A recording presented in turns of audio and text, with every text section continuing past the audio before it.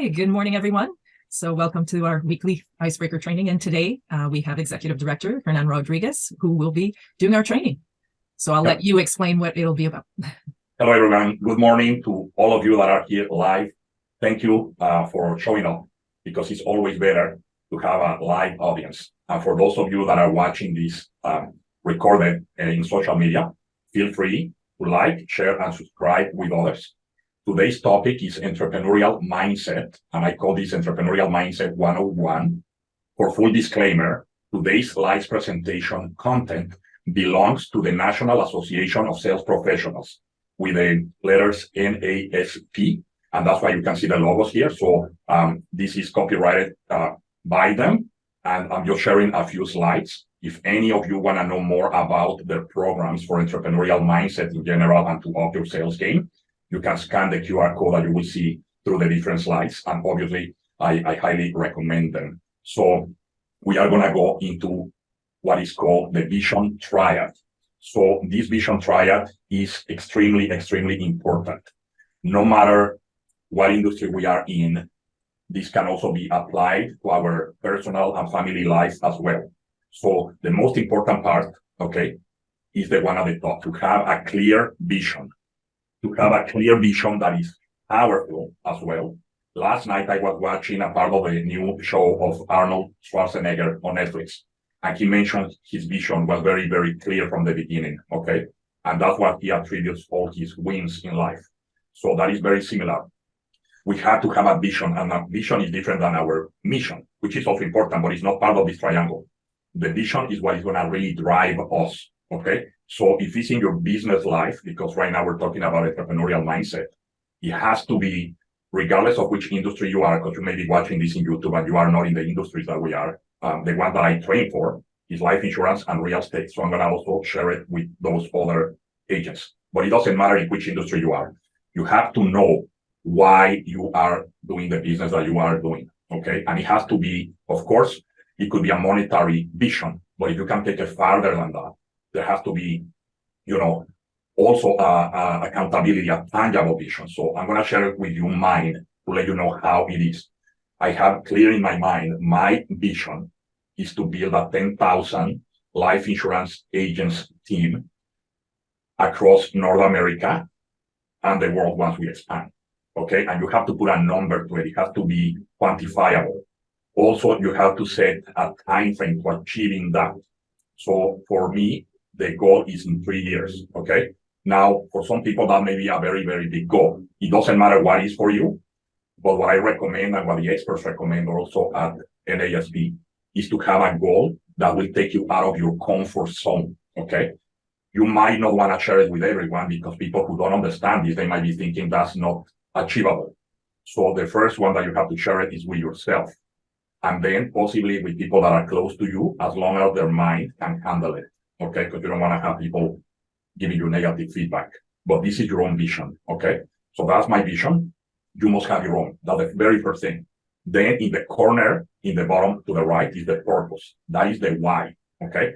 Because just having 10,000 distribution agent, is a strong vision, but it has to be supported by the purpose. Why? Okay? There have to be many whys.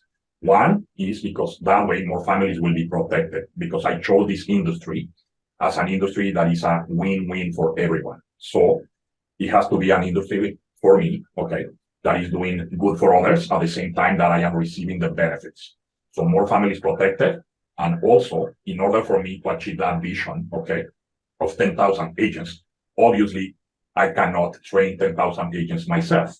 I have to be able to help the agents in my organization get to have big teams. So the purpose really is to help others to achieve financial freedom. So the agents in the organization will achieve financial freedom, and also their clients will have a protected future through the insurance products, and in the real estate side, for those who are watching this on the real estate side, is also to have 10,000 agents in the real estate side, and that's to help them also achieve to those agents freedom for their family. So that's the purpose.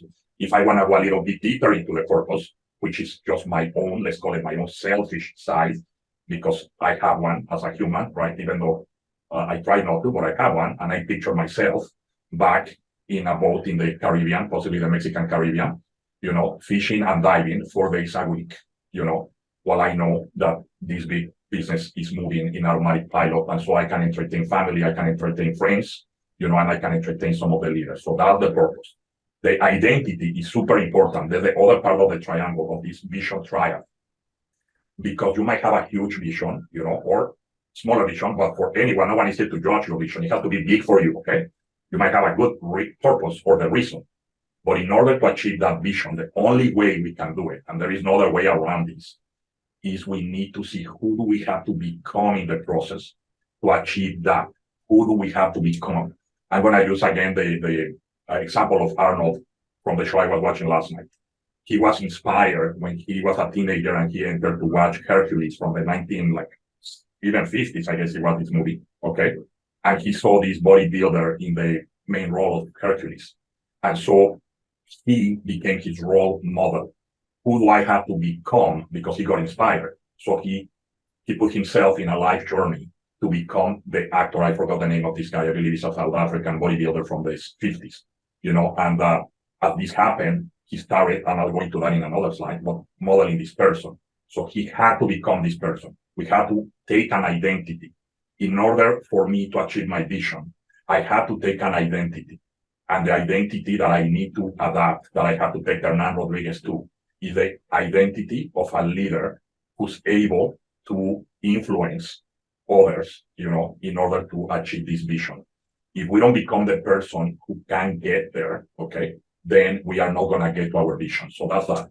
Now, we are going to move to this other part that is extremely important, okay? This is called the cycle of performance. And we all have been in the cycle of performance multiple times in our personal life, in our family life, for those of you that are religious, in your religious life, and also in business, okay? Every time we are in the cycle of performance, and we could be in multiple cycles of performance at the same time. I'm going to give an example as it relates to joining an organization, a business organization, but it could also be when you enter into a new personal relationship with someone, okay? So the moment that you join an organization, a business opportunity, the very, very first stage is the inception, okay? You can see it at the top left, and we have that little, icon of a person with a hand up, he's cheering, he's super excited. That's when you say, oh, I discover an opportunity. Everything is going to be amazing. This is awesome.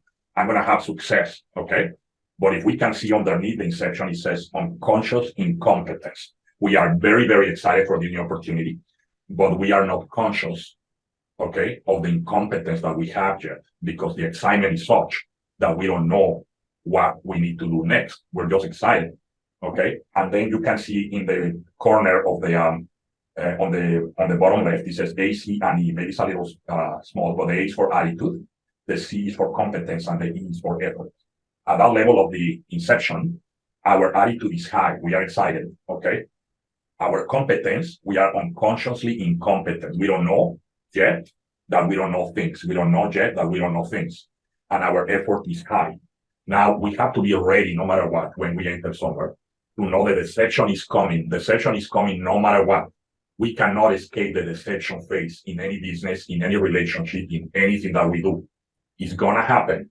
And for those of you that are recruiters like myself, we have to make sure when we are bringing people to a new business venture, new business partners, when they are excited, yes, I'm signing up, amazing, high five, and we welcome them. Sometimes we forget to let them know, that's awesome, welcome here. But I gotta just warn you that, you're gonna go through a deception phase. What do you mean by that?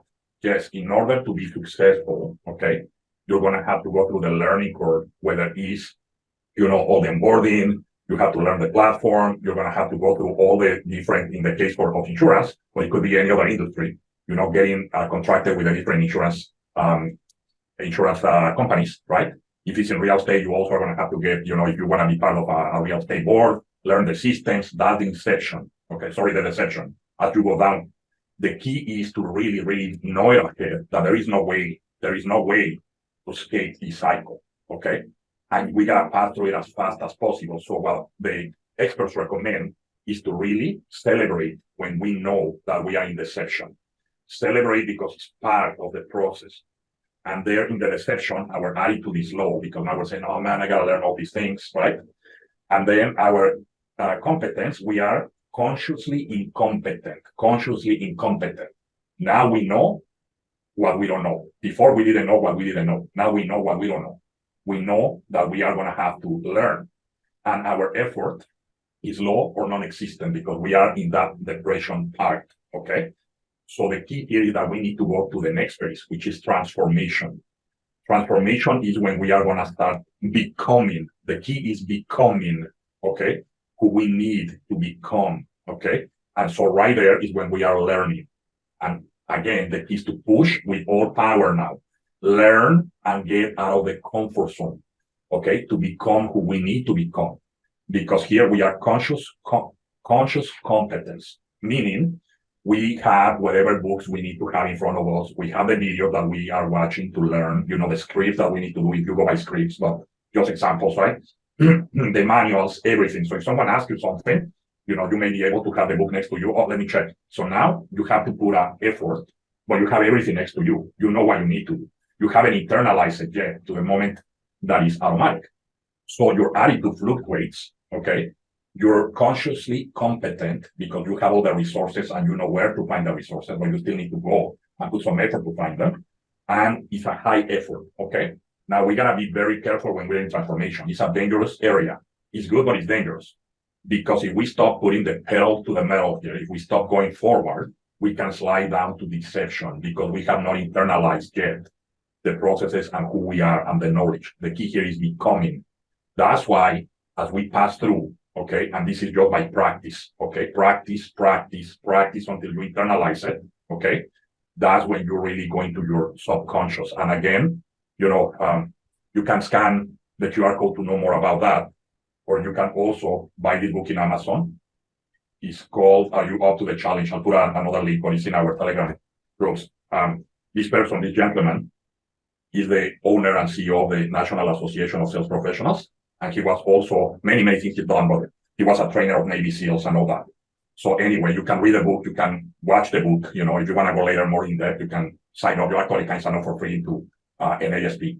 But the key here is once you get to identity, okay, once you have arrived, you have arrived because now you are unconscious, you have unconscious competence. Unconscious competence, I'm going to give you an example. Right now, we have on the call Executive Director Annie Tigeri. If she is going to be doing a BTO or she's going to do a presentation, for new people or onboarding, boom, it's like a machine. My French is not good, but I call her a machine, okay? Because that is all in automatic pilot. That's because her identity is not just a title that she's an executive director in the company.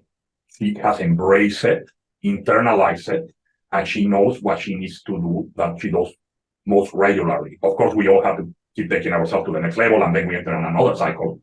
But for now, her identity is as a trainer, recruiter, leader, So this is the cycle of performance. And again, we may be having an identity in business, okay? But maybe now we are joining the gym because we want to get in shape, lose some weight, whatever it might be, okay? And it's the same thing. When people sign up for a gym membership, everyone is so excited. Oh man, I have the membership, it's incredible. But then deception, because you have to really go get your regime, learn how to count your calories if you're going to do it like to the point of identity. And so most people give up in the deception. That's why most people don't even go after the first month after they buy membership at the gym. Those who are like working out hard and everything, for a few months, they're in transformation. And so in transformation as well, because the mind and the body go through similar things and you are pushing more weight, you feel the burn. But if you embrace the burn because of the resistance that you get through transformation, you get to the identity of now, I'm able to bench press, 100 pounds. That's your identity now. But if you want to go to the next level as a leader or lifting weights or whatever, you pass through the cycle of performance. And it's the same when you enter in a relationship. You have a new boyfriend, girlfriend, and then you're like so excited, but it's not all a honeymoon. You're going to go through the deception, transformation, and identity. So this applies for everything. But in business, it's very important that we have it and that we're conscious on that. Any business, any venture. Okay. Now I'm going to go into the next slide. And this is part of the phases of deception. And it's called the 7 deceivers. Okay. These all live in the deception phase. Okay. And I'm going to try to explain that to the best of my abilities. But if you get an audiobook, you can listen to it perfectly. So this is where we go to hide or the persona that we have. We can have actually multiple deceivers at once. Okay. The victim is the one that is thinking in the section, oh man, it's me.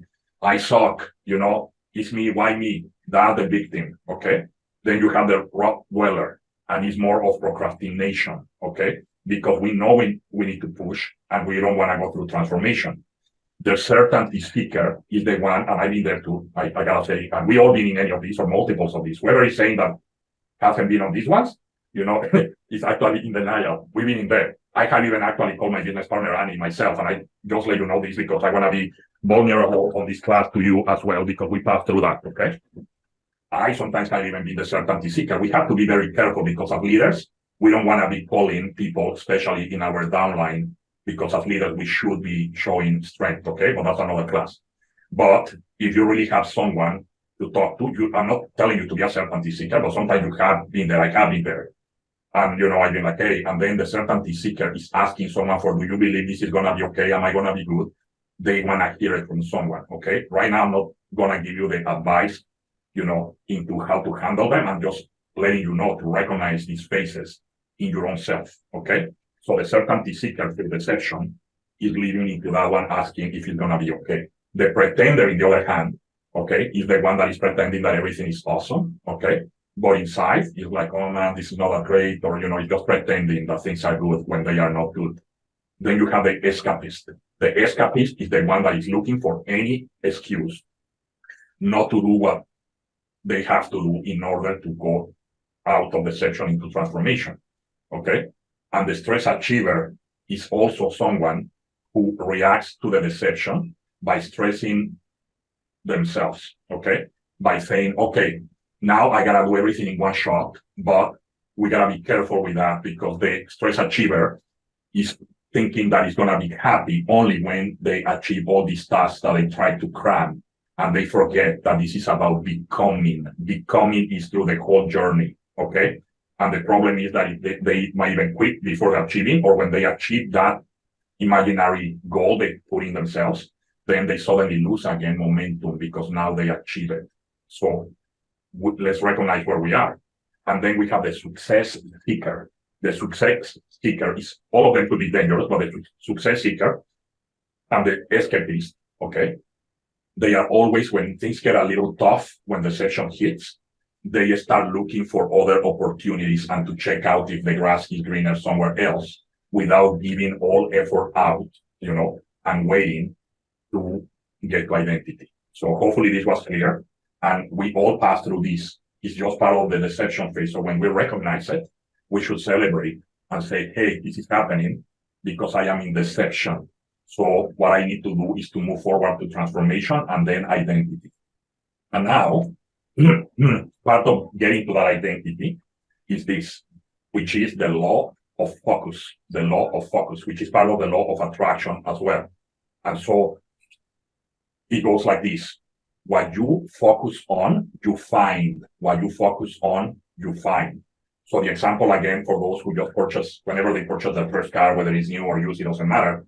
Suddenly if you went to buy a, like a Beetle or whatever you're driving, okay? Suddenly you see Beetles all over the place, or if you just went to buy your Nissan, I'm not advertising for companies, I'm just saying, okay, little Nissan Sentra like I had when I was young, suddenly I see Nissans all around. So what you focus on, you find. What you focus on grows, okay? And also what you focus on seems real. Now we have to be careful again, and this is how you must focus in good things. Because if you focus on the problems, you're only going to see problems. And you're going to find problems. But if you focus in the positive of things, then you're going to find more positive. The positive is going to start growing. And it does happen. It does happen. And it will seem real. Okay. Why? Because our imagination is so powerful that the mind will not actually be able to differentiate a very strong, powerful thought that we have in our visions than with our vision that we are perceiving through our eyes, okay? And that's why dreams are so powerful, and also nightmares can be so powerful as well, because our mind believes it's a reality. So again, what we focus on seems real, and what we focus on, you become. I gave an example last week when I gave this class in Spanish, but I'm going to use again Arnold for this because I just watched the part of the show last night on his life. So when he decided to role model that other bodybuilder from the 50s, okay? he started buying magazines for bodybuilding. So he started finding gyms to train, suddenly things were coming to him in the bodybuilding world, right? He started not only growing his body by focusing into that, but also he was modeling his mind. And then things started becoming real for him because he started being invited to these tournaments, and he became Mr. Universe and then Mr. Olympia. And, icons like Joe Wheeler, which is also a Canadian, from Montreal, they call him the godfather of bodybuilding since 1939. I believe he passed away now, but he was the king of the industry of vitamins and like fitness magazines and everything. Arnold received a call from Joe Wheeler. It wasn't the other way around. So things started coming. He started attracting that. So this is what happens to us. If we want to become, and focus into like medicine, you're going to become a doctor. If you focus into leadership for business, you're going to become a leader. And so that's the law of focus, okay? The last slide that I'm sharing with you, because I'm only sharing a few, of course, because this is the material of the National Association of Sales Professionals, and I don't want to abuse this. The last slide that I'm sharing on the entrepreneurial mindset is the 3 intelligences, okay, that we must learn how to dominate. And the first intelligence is the intrapersonal, is what we think about ourselves and how we talk to ourselves. That's key in order to grow under the number one primary, how we talk to ourselves and how we think about ourselves, intrapersonal, okay? That's when no one is watching. We have to be our best role model because we have our conscious and unconscious mind. So I really recommend that you download the book, okay? Because Rob Hairston talks about how to really reprogram yourself, okay? And you'll see on an example that he gives, if you were going to have someone as a guest with you, okay, for 6 months, every day is going to role model you, okay? And they said, you have to be your best self, okay? Because you're going to teach this person everything, how to behave. Be on your best behavior. He's going to be watching you 24 hours a day, shadowing you, okay? But at the end of those 6 months, you're going to get, I don't know what is the amount of money, if he talks about $1 million or $5 million, okay? So that is the intrapersonal, how we behave to ourselves, how we talk to ourselves, because we have 2 personas, our conscious and unconscious. And so if we consciously talk good to ourselves, our unconscious is going to start listening and behaving in automatic pilot and creating those behaviors to take us to become what we need to become. The other one is intrapersonal. How do we communicate with others? Okay, let's say one-on-one with others, with your spouse, with your business partners, with your children, close contact, or even if it's through digital mediums like Zoom or phone calls, interpersonal, one person to another. How do you think about them and how you communicate? So you have to be careful as well. Communicate positively, with energy, and think good, think the best about people, okay? The last one, the mastership, let's say, is when we influence others as leaders, okay? When we influence others. And leader doesn't mean that you have to show that you made a lot of money or recruited a lot of people. So it's just on how you influence others positively, to take also action. No decisions, because we don't take decisions for others. We just influence them, okay? And so that is the third level of the 3 intelligences, okay? And so, again, I give all the credit to the National Association of Sales Professionals. I got my certifications. I do encourage anyone in any industry that has to do with sales to take their certification. And I am actually going to join their mastermind class. You can find out more about that. But basically, after you get certified on this, you're able to have weekly meetings with industry leaders from around the world who have been certified, and you can, brainstorm with them once a week. So everything is there. You can open a free account, and there are also free resources with them. I'm gonna have this recorded as well, so you don't have to even take it down. You can just scan the QR code later. I can share it with you as well. So I hope that you like this class. I'm gonna ask my business partner to stop the recording now. I'm gonna open the microphone. So I hope that it was of value. Thank you so much. Thank you for watching. If you enjoyed this video, make sure to share, like, and subscribe. If you want to know more about my business projects and how you can run a more profitable and efficient life insurance or real estate business, scan the QR code on the screen. See you next time.